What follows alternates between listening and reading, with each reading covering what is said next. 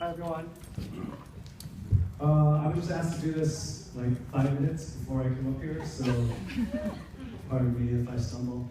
So, Humboldt Park, Chicago, Harlem, New York City, the Mission District, San Francisco, Ballard, Seattle, Capitol Hill, Seattle. These are all areas that I'm sure you're quite familiar with as areas that are experiencing rapid gentrification and a huge change in the community identities of these areas.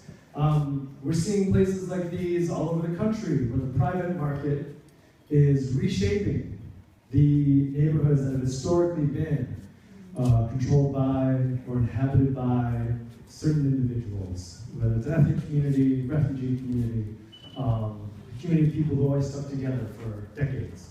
And the whole point of South Core is to bring those communities together in the Rainier Valley to prevent exactly what's happening in those neighborhoods, not only in Seattle, but around the country. And so in order to do that, we need to bring people together, and that's where I come in, and that's where all of you, many of you come in. My name is Joaquin Lee. I'm on the board of the Filipino community of Seattle, and like Eileen said, I wear many hats. I have one right here, and I have 15 other ones, but I also have other hats that I wear volunteer-wise and occupation-wise.